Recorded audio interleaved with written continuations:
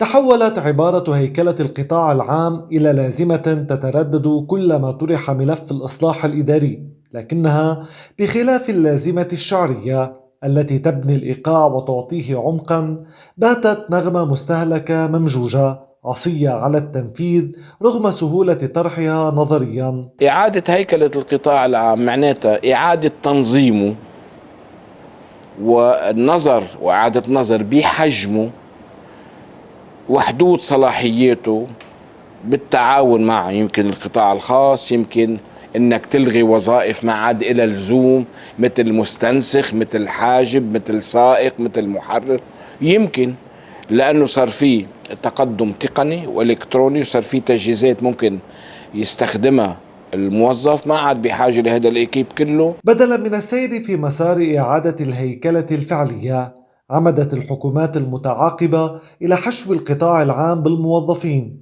غالبا بطرق غير قانونية، ولا سيما في الفئتين الرابعة والخامسة. الحكومه اللبنانيه والحكومات المتعاقبه اخذت قرار في شيء من الغباء، انه انت اداتك التنفيذيه الاداره عم تمنع التوظيف وما فيها موظفين، كيف بدك تحقق إدارة الدولة؟ كيف بدك تشتغل أنت كحكومة؟ فعملوا تدبير خلى بدل التوظيف اللي ممكن يكون عبر خدمة مدنية ويكون الموظف مستوفي الشروط ومؤهل ومدرب، صرت تاخذ ناس عشوائيا، فيها يمكن توظيف سياسي، فيها منفعة، فيها ناس مش مؤهلين، فيها ناس ما بيحضروا. يعني تركت السياسي تقدر تفوت أكثر على قلب القطاع العام، تحقق من خلاله منافع سياسية ويمكن تشغل ناس، تكلف الدولة كتير والخزينة كتير من دون منفعة المقابل. لا تقتصر إشكاليات الوظيفة العامة على فائض الموظفين فقط، بل تمتد إلى غياب التجهيزات الضرورية، ما يضعف الكفاءة ويعطل الإنتاجية. إذا كان النظام المركز الإلكتروني بوزارة المالية مثلا أو الكهرباء بتنقطع وبتعطل الشغل، وين ما يكون.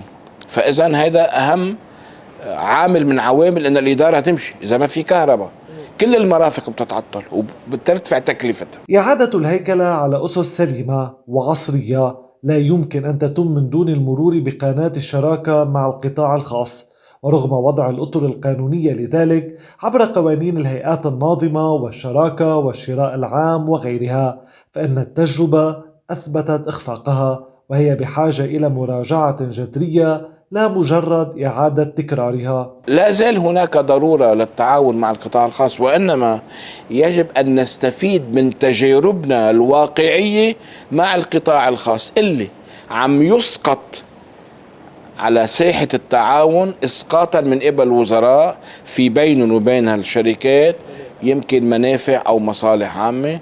بدنا نستفيد لأنه من التجربة، لأنه ما في رقابة جدية وما في عناية بصياغة العقود والاتفاقيات.